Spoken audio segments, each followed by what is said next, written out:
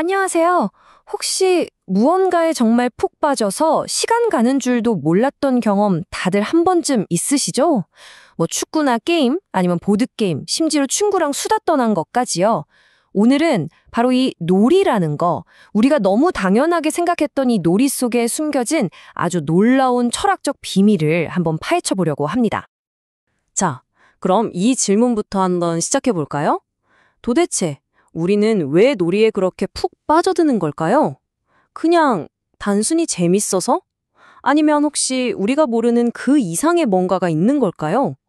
정말 놀랍게도요, 철학자들은 바로 이 지점에서 인류의 본질에 대한 엄청난 통찰을 발견했다고 합니다. 네덜란드의 철학자 요한 하위징하가 이런 말을 했습니다. 놀이는 인류를 구원할 돌파구다. 와, 아니 놀이가 인류를 구원한다니 스케일이 엄청나지 않나요? 도대체 놀이가 뭐길래 이런 어마어마한 평가를 받았을까요? 자, 지금부터 그의 생각을 한번 따라가 보시죠. 바로 이 하이징하가 놀이를 학문 연구의 한가운데로 끌어들인 거의 최초의 학자라고 할 수 있습니다. 그는 인간을 새롭게 정의하는 개념을 제시하는데요. 여기서부터 우리의 이야기가 시작됩니다. 우리가 흔히 생각하는 인간, 그러니까 호모 사피엔스라는 말은 많이 들어봤잖아요. 하위징하는 여기에 호모 루덴스, 즉 놀이하는 인간이라는 개념을 딱 내놓은 겁니다. 근데 여기서 진짜 중요한 포인트가 있어요. 그냥 노는 게 아니에요. 동물들도 놀잖아요.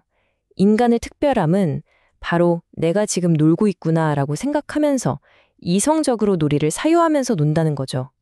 바로 이 지점이 동물과 우리를 가르는 결정적인 차이라는 겁니다. 생각해보면 하이징하는 두 번의 끔찍한 세계대전을 직접 겪은 사람이거든요. 그러니 그에게 놀이란 건 그냥 시간 때우기 같은 게 아니었던 거죠. 이건 뭐랄까, 생존을 위한 노동, 아니면 누군가 시켜서 억지로 하는 의무와는 완전히 정반대에 있는 순수하게 자발적인 행위였던 거예요. 그래서 그는 말합니다. 이 팍팍한 현실, 노동에 지친 인간에게 놀이야말로 삶의 균형을 잡아주고 이 끔찍한 비극에서 잠시나마 숨을 돌리게 해주는 없어서는 안 될 피난처라고요. 자, 하위징하가 놀이의 기능, 그러니까 놀이가 우리에게 뭘 해주나에 집중했다면 이제 또 다른 철학자가 등장합니다. 바로 한스게오르크 가다머인데요. 이 사람은 거기서 만족하지 않았어요. 한 걸음 더 깊이 들어가서 놀이의 본질, 즉 놀이란 대체 무엇인가를 파고들기 시작합니다. 그리고 이런 주장을 하죠. 놀이는 결코 가벼운 게 아니다. 오히려 지독하게 진지한 활동이다. 라고요. 그러니까 질문의 방향이 완전히 바뀌는 거죠. 놀이의 쓸모를 묻던 것에서 놀이 그 자체가 뭐냐고 묻는 것으로요. 가다머는 우리에게 이렇게 말하는 것 같아요. 한번 생각해 보세요. 아이들이 소꿉놀이 할 때, 어른들이 게임에 빠져 있을 때 얼마나 진지한가요? 그 몰입의 순간을 떠올려 보라는 거죠. 이게 바로 가다머의 핵심 주장입니다. 놀이는 놀이하는 사람의 의식에 구속되지 않는다. 이게 무슨 말이냐면요. 우리가 진짜 놀이에 푹 빠졌을 때 사실은 내가 이 상황을 100% 통제하고 있는 게 아니라는 거예요. 오히려 뭔가 다른 힘, 어떤 흐름에 내가 이끌려가는 듯한 느낌. 다들 받아본 적 있으시죠? 가다머는 놀이의 본질을 왔다 갔다 하는 왕복 운동에서 찾습니다. 테니스 공이 네트를 넘나들고 게임 캐릭터가 움직이고 우리 대화가 주거니 받거니 하는 것처럼요. 일단 이 리듬이 딱 시작되잖아요. 그럼 놀이는 마치 살아있는 생명체처럼 스스로 굴러가기 시작해요. 자기만의 힘을 갖게 되는 거죠. 여기서 진짜 중요한 건 놀이가 끝나는 순간은 누가 이겼다 같은 외부 규칙 때문이 아니라는 거예요. 놀이는 그냥 그 자체의 동력이 다 떨어졌을 때 그때서야 멈춘다는 겁니다. 정말 멋진 통찰이죠?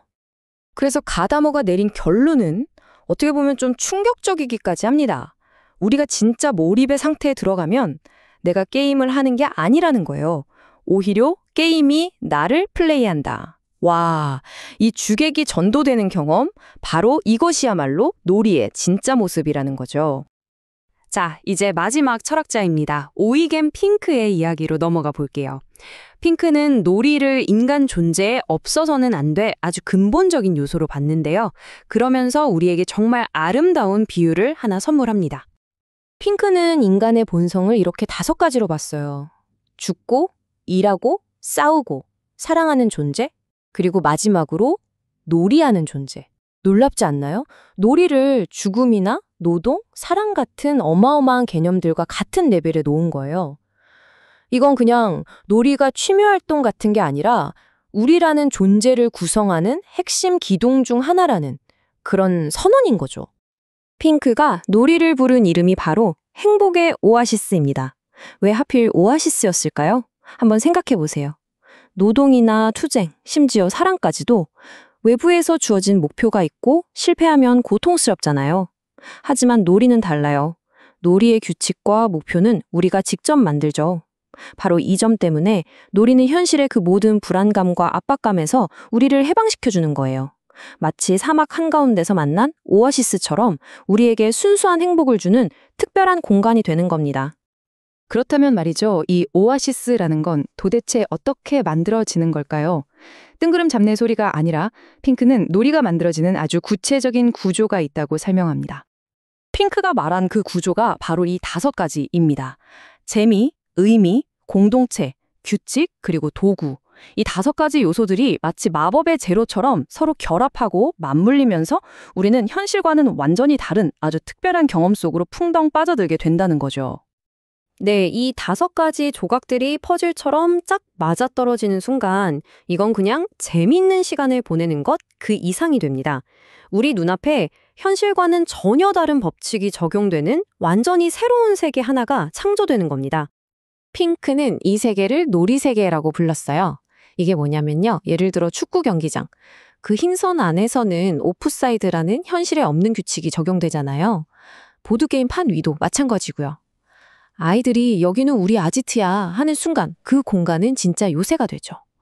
이렇게 놀이는 현실 공간 안에 그 자체의 시간과 공간이 흐르는 독립적인 세계를 만들어내는 거예요. 그리고 우리는 그 세계의 문을 열고 안으로 들어가는 거고요. 여기서 한 단계 더 나아갑니다. 핑크는 이 놀이 세계 안에서 놀이 상징이라는 게 나타난다고 봤어요. 이게 뭐냐면 예를 들어 체스에서 킹이라는 말은 그냥 나무 조각이 아니잖아요. 그 안에는 권력, 생존 같은 깊은 의미가 담겨 있죠. 바로 이런 게 놀이 상징입니다. 그런데 핑크는 이 개념을 엄청나게 확장해서 종조의식이야말로 인간이 하는 가장 진지하고 심오한 형태의 놀이라고까지 봤어요. 가령 재물을 바치는 행위 같은 건 삶과 죽음에 대한 인간의 가장 깊은 고민과 상상력이 응축된 정말 강력한 놀이 상징이라는 거죠. 정말 대담한 생각이죠?